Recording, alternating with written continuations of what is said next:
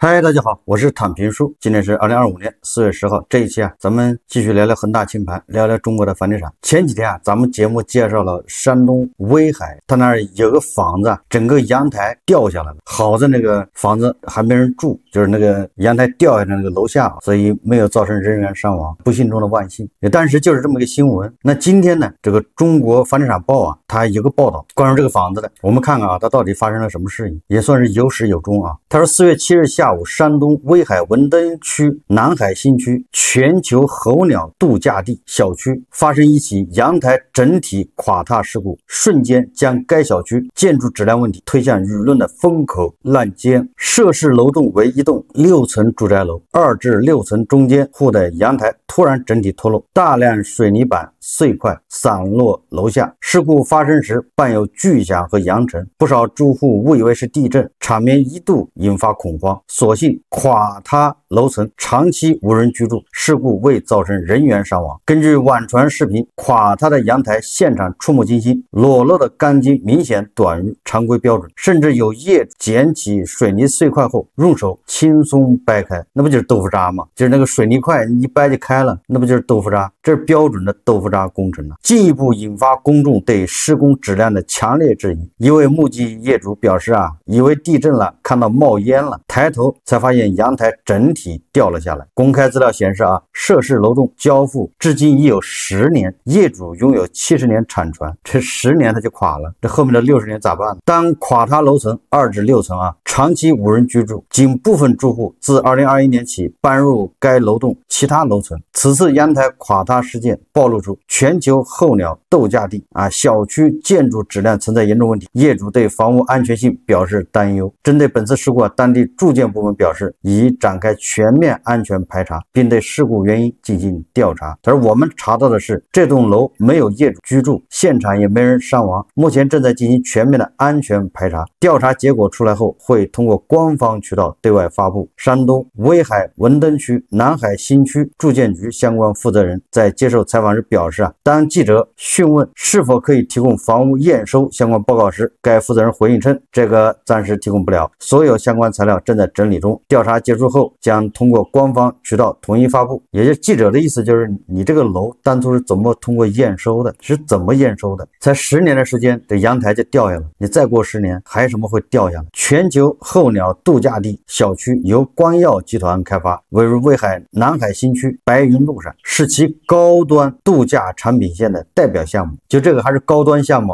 那要它是普通的项目那是什么个情况？光耀集团曾以国际化高端度假社区为卖点吸引购房者，主打高端住宅与度假产品，但随着开发商运营问题逐渐暴露，该项目引发种种争议不幸中的万幸，它是高端项目，如果要是普通项目那恐怕整个楼要塌下来。高端项目给你掉一个阳台，给你意思警告一下。光耀集团成立于2002年，总部位于深圳，曾是国内知名房地产开发企业，主打高端住宅与度假产品，其开发项目遍布全国，涵盖多个城市。但自从2014年起，因资金链断裂，频频陷入风波，其多个项目因延期交付、质量问题、合同纠纷被业主投诉，部分项目甚至烂尾或被法院强制执行。2017年12月11日，光耀集团申请破产重整，试图通过重组摆脱困境，时隔4年重组无果。2021年9月26日，光耀集团正式发布公告宣布破产，这就是破产清算它破产重整失败就是破产清算。这家曾经的惠州龙头房企、风光一时的百强房企，最终在债务危机和项目质量问题中走向终结。全球候鸟度假地作为其高端度假产品线的代表项目，质量问题频出，成为光耀集团破产遗留问题的典型案例。那你说这个光耀集团它已经破产清算了，破产清算就是这主体都不存在了，没了，这个公司没有了，那这些业主找谁呢？这房子质量有问题，那只能自求多福我们再看几个楼市新闻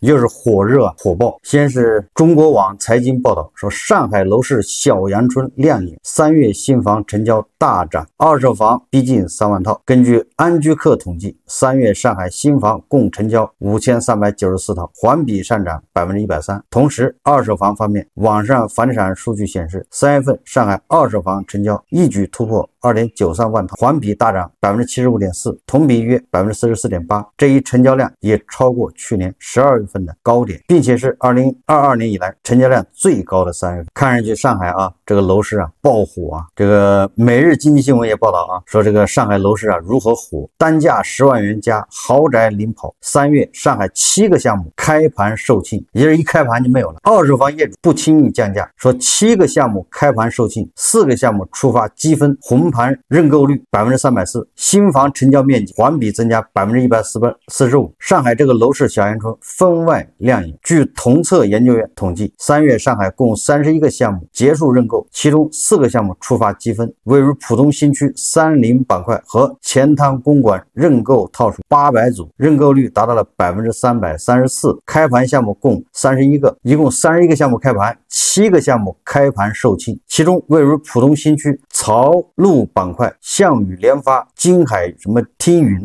累计5次开盘均售罄。黄浦区核心板块的嘉里、金陵华庭认购率达到了200%，也就是2个人去抢一套房子，你说这还不够火热吗？开盘当天全部去化。整个一季度高品质供给与政策优化共同推动市场修复。4月9日，中指研究院上海企业常务副总经理陈宇通过微信对每日经济新闻记者表示，也就可以看出这个上海的楼市啊多么火热啊！不光上海啊，这个过去网红城市杭州啊，那也是相当火热。这个还是每日经济新闻报道啊，说杭州上月就是3月份的二手房成交创8年新高，杭州千人摇号场景重现。在一系列宽松政策的刺激下，杭州楼市交出了一份成色十足的金三成绩单。杭州贝壳研究院统计显示，今年3月杭州市区新建商品房成交7049套，环比增长184%，二手房成交12413套，环比增长108%，同比增长45%，成交量创下近8年新高。美经记者注意到，杭州核心地段的改善型楼盘继续对成为市场的香饽饽，购房中签率出现新低。上城区、钱江新城、拱墅区、运河新城、余杭区、未来科技城等板块新楼盘在推售期间中签率出现17%、14%、12.4%、10.8%这样的新低。也就是说100个人只有10个人能买的，就这意思啊。千人摇号场景重现，也就是说啊，这杭州的无论是二手房还是新房，那就是火得一塌糊涂啊！这媒体这些报道啊，让人感觉这个无论是上海还是杭州，楼市已经不能用企稳来形容，应该用这个比较火热。但是啊，这个似乎跟这个国家统计局啊公布的啊3月份居民消费价格这个就是 PPI、CPI 好像不太吻合啊。2025年3月份全国居民消费价格同比下降0.1%，其中城市下降0.1%，农村下降0.3%，食品价格下降1.4%，非食品价格上涨0.2%，消费品价格下降0.4%，服务价格上涨0.3%。1到3月平均全国居民消费价格比上年同期下降0.1%。CPI 啊下降是0.1%。那 PPI 呢？国家统计局数据显示，2025年3月份全国工业生产者出厂价格同比下降2.5%，环比下降0.4%。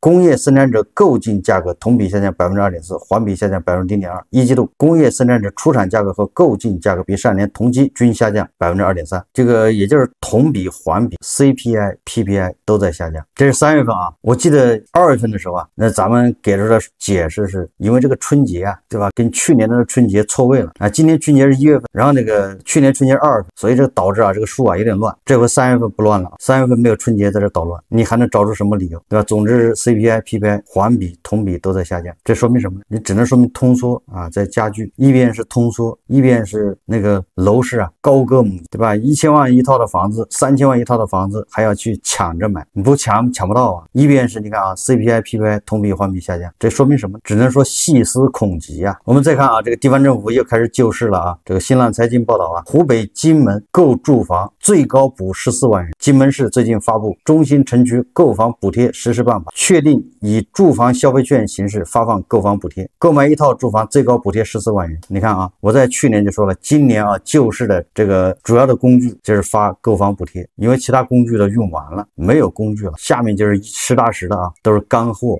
都是实招，再也没有虚招了。过去都是什么首付给你降个5%啊，对吧？利息给你降一点，契税给你降一点，群众很不满意，觉得力度不够啊。今年开始啊，各个地方政府恐怕就是购房券、优惠券，也就是直接对房子进行补贴，而且这个力度肯定是越来越大。你看这个湖北荆门啊，购买一套住房最高补贴14万元。该办法覆盖高校毕业生、非中心城区户籍家庭及多孩家庭3类群体。你看啊，它是分别就是按照你的这个博士啊、研究生啊，还是本科啊，一大堆的啊，分别给入10万元、6万元、4万元、2万元购房补贴。非中心城区户籍家庭购房补贴，每个家庭一次性给入2万元购房补贴；多孩家庭购房补贴，2孩、3孩家庭一次性给入2万元、4万元购房补贴。这个高校毕业生购房补贴与非中心城区户籍家庭购房补贴不能叠加，按就高不就低的原则使用。2孩、3孩家庭购房补贴可如其他购房补贴叠加使用，也就是说最多啊可以给你优惠14万。湖北荆门也是个4线城市嘛，我估计呢房价中心城区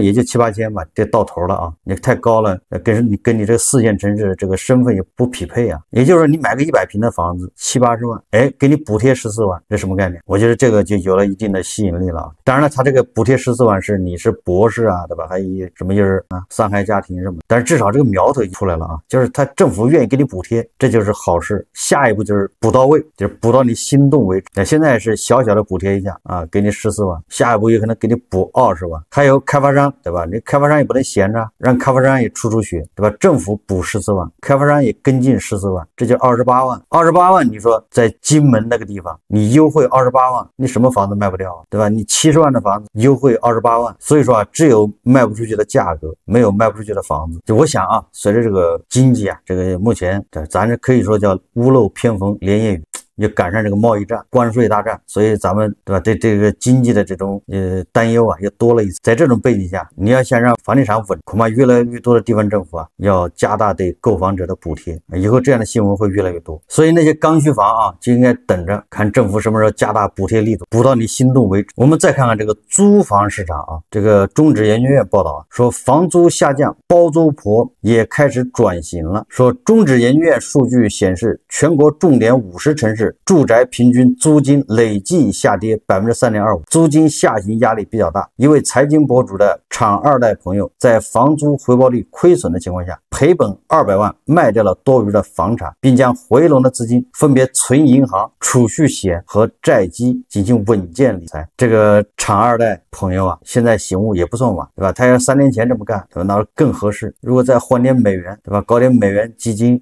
美元那个货币基金或者是存美元，那他收益啊会更好。3年前卖不一定赔本200万，赔的还少。当收租收益缩水，权益市场波动，部分房东开始主动降杠杆，通过出售房产分散风险，债基、黄金、货基等稳健类资产成为新宠。对，在咱们看来啊，这个无非就是他在走咱们的老路。当然了，现在发现也不晚啊，因为后面到底这个还要持续多少年，谁也说不好啊。2年起吧，3年、4年、5年、6年都有可能，甚至啊消失了30年。从躺平收租到重新配置资产，去年9月份，对吧？咱们在会员节目里面说要对资产进行配置，对吧？由以前单一型的这个存公行，对吧？要做一些调整。那现在看，那当然是成功的啊。我看啊，全国的这个租金啊，平均是下跌了 3.25%， 我还以为是我一个人下跌了，对吧？我在北京的房子租金下跌将近1/3啊，这么一看坦然了，你全国的这个租金都在下降，平均下降 3.25%， 这个没毛病啊，因为你一个月下降 3.25%， 你1年下来不就是下降 36% 吗？40%呢？如果说以后每个月都下跌啊，你3月份下跌 3.25%， 如果4月份再下跌呢？这个让我想起来去年的吧，有很多人跑到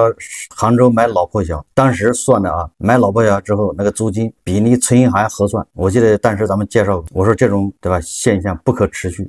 那一阵子不是中介都宣传，先是深圳的人炒房客跑到杭州买这个老破小100万嘛一套，然后出租。后来说上海的炒房客去杭州买这种老破小，后来又说是北京的炒房客跑到杭州买老破小，再后来实在是讲不下去了，就说杭州的房产中介自己买这个老破用来投资。你当时啊那个账算的是对的，但是现在你要遇到租金还要下降啊，经济不好，你租金不降怎么行呢？我的租金就不降，你租不出去啊，没人问呐。所以你说你投资房子用来出租，这个就没有必要了。尤其是那种加杠杆买房然后出租，这种你占不到什么便宜啊。当然了，如果你说你的房子没有贷款，对吧？你也不住，你给它租出去便宜点无所谓，有总比没有强，了胜于无啊。今天啊，这个大参考啊，有很多媒体报道一个纠纷，这个纠纷跟房子有关啊，标题叫男子2400万买房，儿媳离婚分走1500万，以案说法。咱们看看这是咋回事啊？说单亲妈妈370万给儿子买房后被拉黑，说的是北京啊。说杨某是一名单亲妈妈，儿子小杨留学归来后因结婚需要婚房，于是卖掉了自己名下仅有的一套房子，并分批将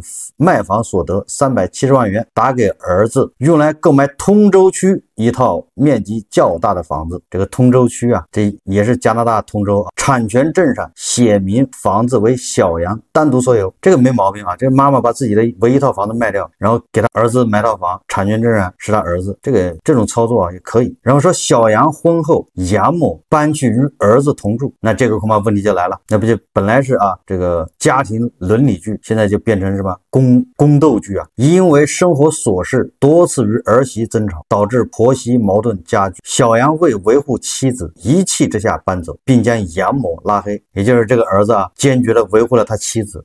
这个没有什么对错啊，这个人你局外人很难去判断。总之，对吧？这个丈夫维护了妻子，那就跟妈妈决裂拉黑。此后近3年，两人再无联系，甚至没有打过一个电话，那彻底断干净了啊！人家儿子跟媳妇走了，这房子你让他妈住了，应该这么个逻辑。直到为解决女儿上学问题，儿子小杨才通过外祖母，你看看，通过外婆协调，向母亲杨某发出了最后通牒，要求他从自己的房子里搬走，并表示不会让上一代矛盾延续导致自己妻离子散。杨某得知后彻底心寒，将儿子告上法庭，要求返还购房款370万。那这个我觉得这个要求也可以啊，也不算过分的。就当年把他的这个卖房子370万，对吧？你儿子还给他妈，现在的账要算清啊。但是小杨则表示啊，这笔钱是母亲赠予自己，作为母亲为孩子置办房产是风俗习惯，这个不对啊。这哥们留学那是白留了，那学的是哪国的法律？风俗习惯对抗不了法律吗？这是常识啊。哎呀，这个留学啊，这钱也白花了。北京东城区法院经审理，杨某向小杨支付的370万元因为借贷，判决小杨返还杨某借款本金370万元。你看，法院就是判儿子把这370万也给他妈，这没毛病啊。这个的大参考啊。他说，男子2400万买房，儿媳离婚分走1500万，这是另外一个事啊，又是个案子啊。近日，上海刘某给儿子小刘转账2400万，全款在上海购买了一套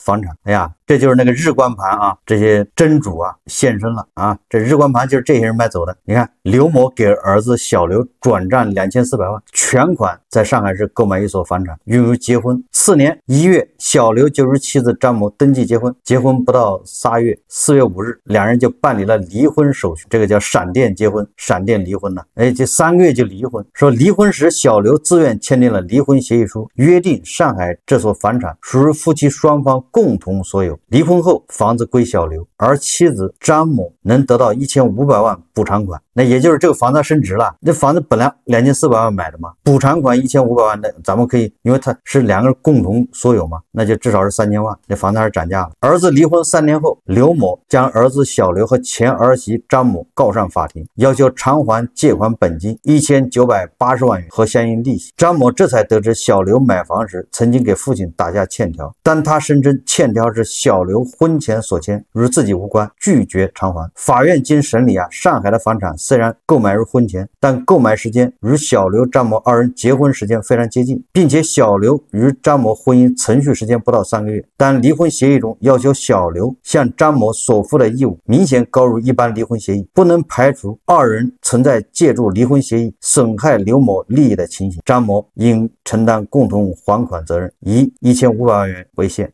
我给大家解释这个判决啊，他这个判决很有意思，他把这个错综复杂的判决啊变成一个你这种离婚协议分配无效，你这种分配是侵犯了这个案外人或者叫什么其他债权人的利益，也就是说通俗点，就是你们俩这个离婚协议啊有逃废债的嫌疑。事实上就是他儿子确实给他爸打了个欠条，这还真有债，当然啊，反正这欠条恐怕有问题，也可能儿子和他爸做局呢补一张欠条，也就是说这个儿子跟他老婆离婚，给他1500万，是不是头脑一热，事后后悔，对吧？被他爸骂一顿，然后两个人做局，这有可能啊，咱们只能这么分析啊。不过啊，事实也就是这个爸爸给了2400万给这儿子买的房，这是事实。所以你通过这个离婚呢，就能分走1500万，这个显然侵害了别人的权益啊。这些案例啊，实际上这告诉我们，有很多男的恐婚，有很多男的就担心啊，跟人一结婚啊，你的房子被别人分走了。实际上这个还是以事实为依据啊，对吧？这个房子到底谁出钱买的，对吧？你们自己协商的分配到底合理不合理？最终法院是可以裁决啊。最后我们再介绍一下鹤岗，因为这个房价是白菜价，所以这个在咱们网上鹤岗一般特指，对吧？这个房价便宜那个城市成了一个代名词。今天这个极目新闻呢，它一个报道说，二手房成异乡人香饽饽，房价白菜价也是机遇。我们看看这个极目新闻他怎么说的啊？他说，记者从鹤岗市住建局了解到，一季度全市销售二手房3156套，异乡人购房1350套，占比43%，那就不少了啊。鹤岗你想想，那个地方居然一季度还卖出了3000多套房子，一个月1000套啊，那说明鹤岗的房地产这个交易量还是可以的啊。其中啊，异乡人购房占了43%，那这个量也不小啊。你说谁会跑到鹤岗买房呢？不就是因为它便宜吗？自2019年以来，异乡人在鹤岗市购买二手房的数量持续增加。他这是根据4月8号黑龙江日报报道，二手房成为异乡人的香饽饽，不必讳言，是因为鹤岗的房价便宜，几万块钱全款拿下一套房，一时引发轰动，鹤岗成为略带负面形象的网红城市，由此甚至出现了鹤岗化的标签，只因资源枯竭、人口流失导致城市经济衰退、房价下跌的城市。虽然几万块钱一套的房源只是少数，但客观来说，鹤岗也因此走入公众视野的前台。不过这并非什么坏事，或许是一种机遇。一些中小城市最大的困境是被遗忘，不管好与坏，没人关心。近年来，一些中小城市因旅游资源成为网红城市，成功吸引了一波流量，从而为公众所熟知。比如因麻辣烫走红的甘肃天水，因瓷器走红的江西景德镇，还有因烧烤走红的山东淄博等，说明每座城市都有自己独特的资源和丰富的文化，只不过很多都不为人所知。鹤岗的二手房在外地人中十分走俏，当地大可趁这个机会加大宣传力度。鹤岗有着诸多优势，它四季分明。这鹤岗怎么会四季分明？鹤岗恐怕就是一个冬季一个夏季吧。作为地级市，具备良好的医疗和教育资源，不仅山清水秀，空气还格外清新，尤其是夏天凉爽宜人是这里的主打特色。即便到了冬天，充足且价格实惠的